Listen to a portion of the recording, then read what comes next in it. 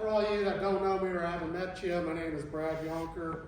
I started with National Sorghum Producers in October 2nd of this last year. Previous to that, I was an agricultural engineer working for NRCS in basically the western half of Kansas. Primarily did structural conservation practices of livestock waste management, irrigation, wetland restoration projects, things like that in the western half of the state. So that was kind of my passion. My dad is still working for NRCS in Kansas as the soil health liaison, I guess you want to call it. He's been there for now 35 years with NRCS. Says he's going to go for another 5 years. We'll see if he gets that far or not. Got a farming background, farmed with my brother and dad and uncle around the Hayes area in Kansas. We farm wheat, sorghum, corn, soybeans. We haven't figured out the corn thing yet. 2 years of drought and being chopped both years. We're kind of shying away from that, but we'll give her one more go this year. So, my official title with NSP is Conservation Implementation Director. And so I'm helping implement the Partnership for Climate Smart Commodities grant that was awarded in 2022. Got funded a little bit late towards September. So initially it was a 5-year program. They piloted it last year because of the late funding, and we'll roll it into a 6th year coming up. So always good to start out with NSP's mission and vision. And I think this really hits home of why we're doing the grant is to help our sorghum producers and to find other, in my mind, it's more financial opportunity for sorghum growers, whether it be new markets, whether it's taking advantage of conservation incentives that the government's handing out, or taking a look at the carbon markets. Everybody's talking carbon, carbon, carbon. We've been enrolled in a carbon program. It's a nasty, bad name in the landscape these days, but we enrolled in it last 4 or 5 years. It's not very hard to enroll, but we're looking for opportunities to help you guys capture that data and make some make your farming operation more sustainable from a financial standpoint. So, grant overview. The main thing we're doing is collecting data on your farm, particularly on sorghum fields, to try to figure a carbon index score or carbon intensity score of that field. And so last year they rolled it out with 23 producers. Some of you guys participated in here. This next 5 years, we have to ramp that up significantly from 23 producers last year to 400. So right now we're in the process of contacting producers and gauging their interest. I've made all the phone calls to the list I have on Nebraska. I'll give my card out to any folks that I did not call, because we're probably going to be looking for additional folks in Nebraska. We're still kind of doing this strategically initially before we get the whole flux of everybody wanting to enroll, because there's 20,000 sorghum growers and we have room for 400. So what are we incentivizing you for us to gather that data?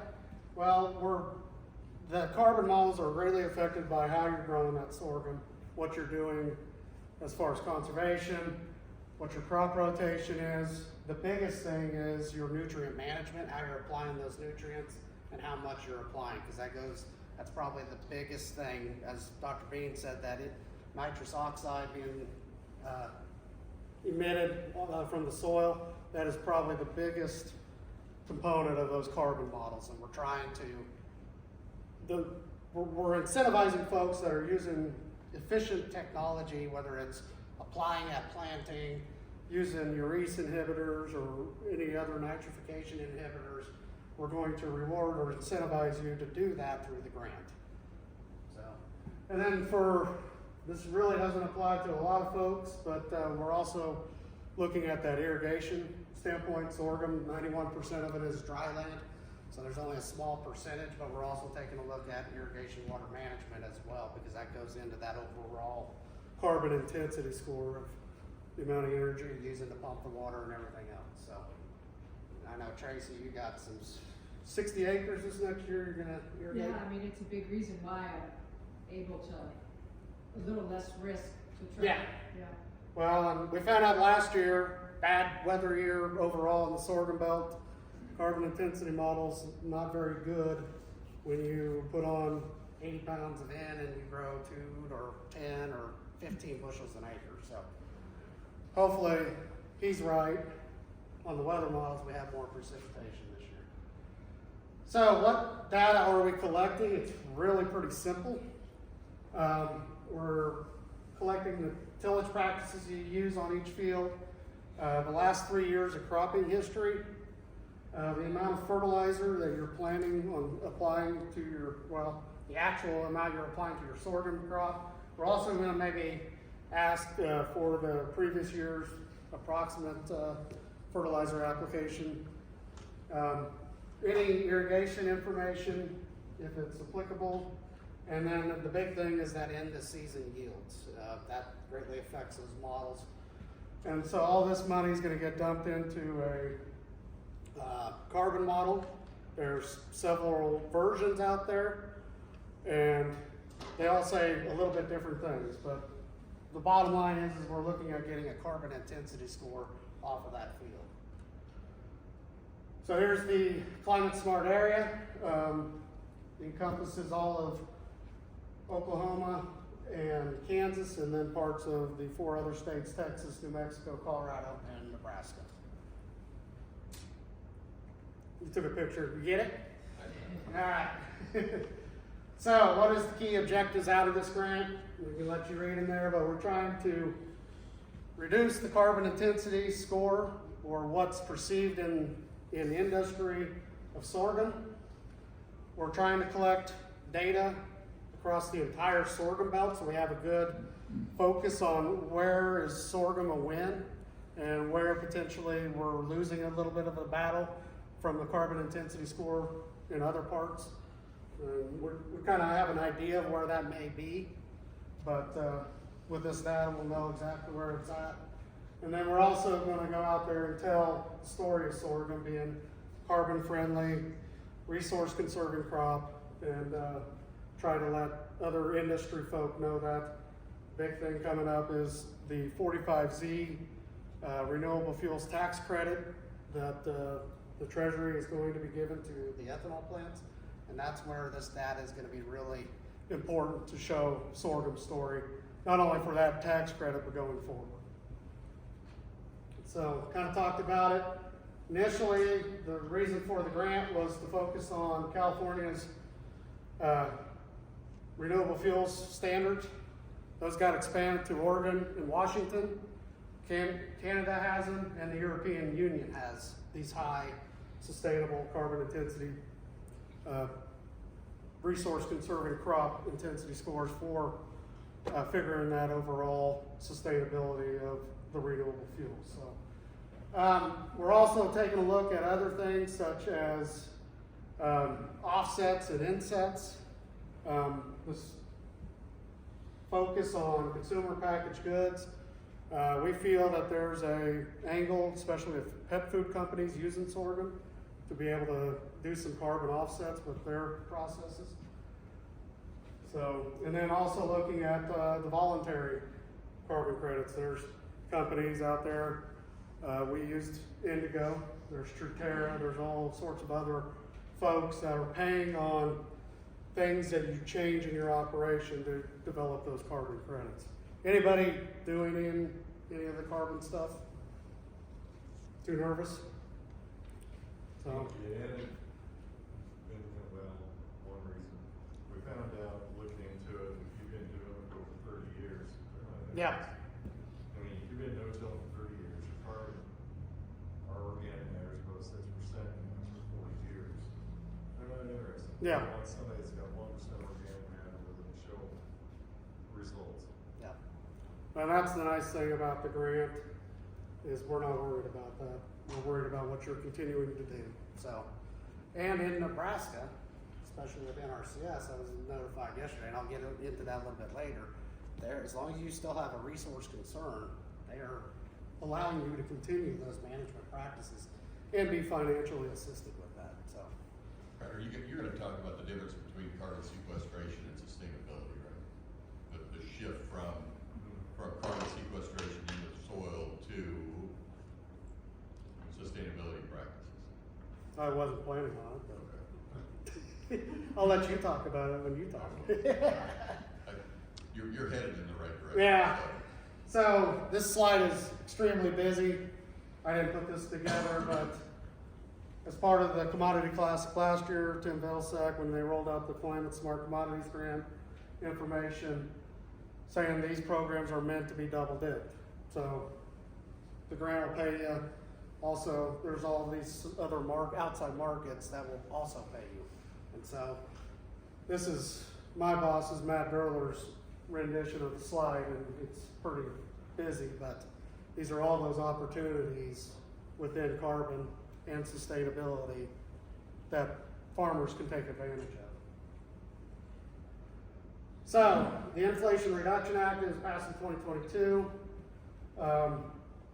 It was all focused on energy, the big thing being climate change, the big Green New Deal.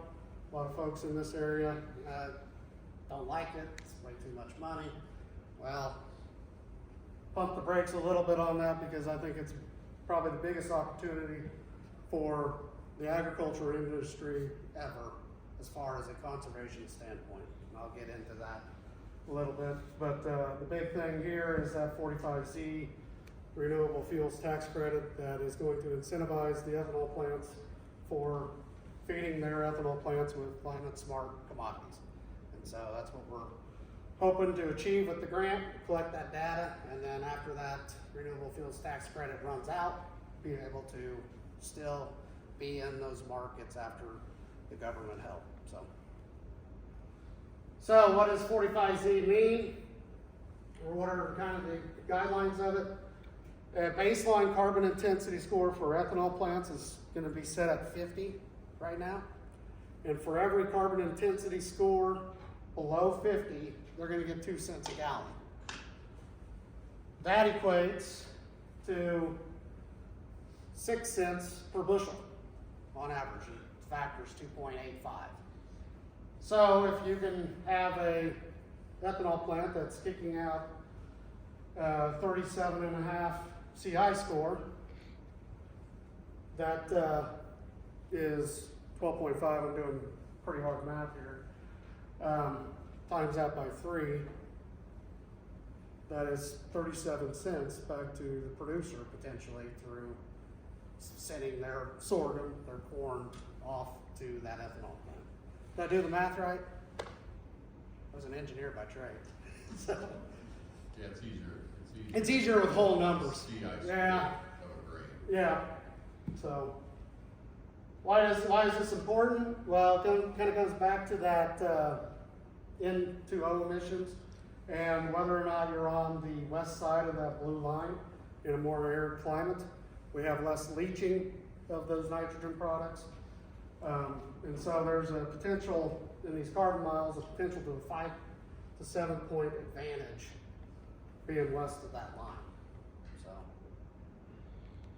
and then within the grant,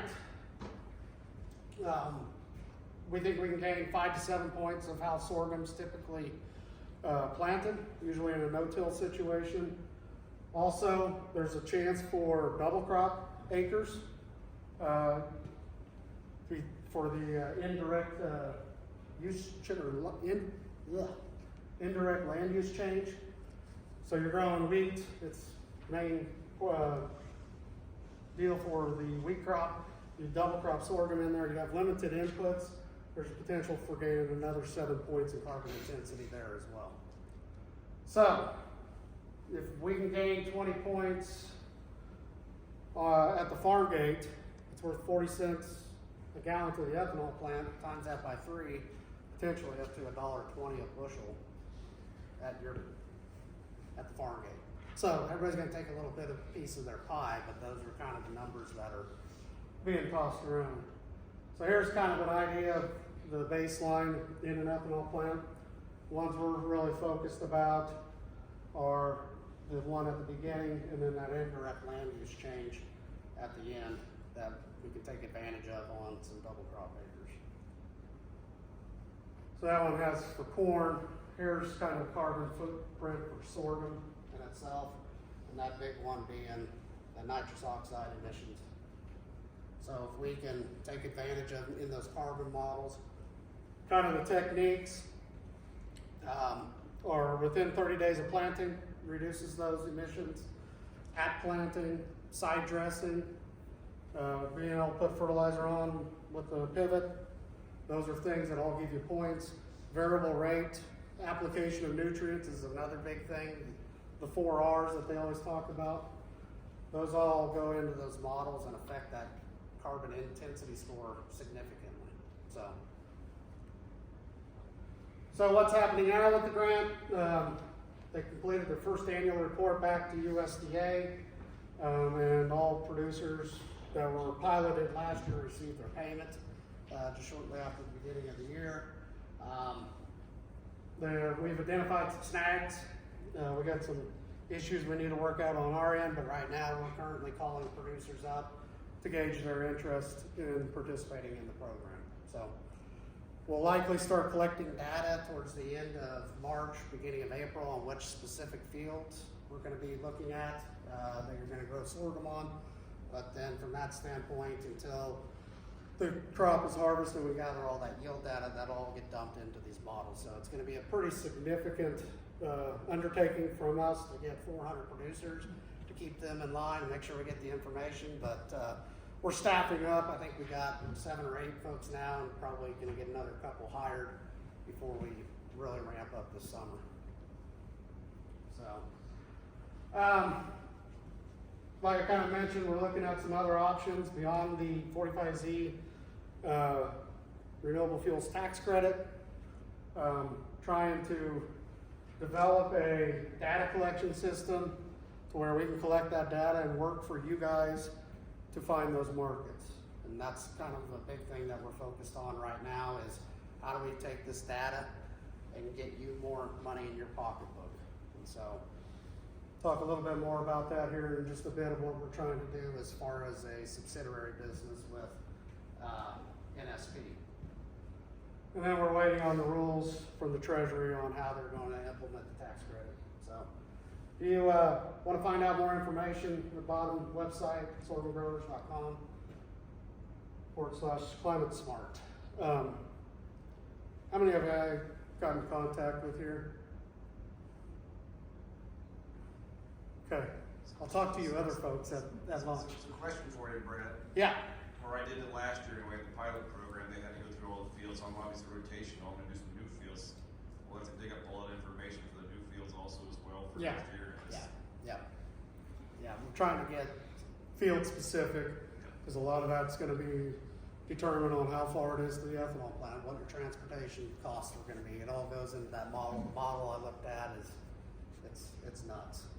But they're accounting for every little thing in that model to figure that carbon intensity score. So, all right, Luke.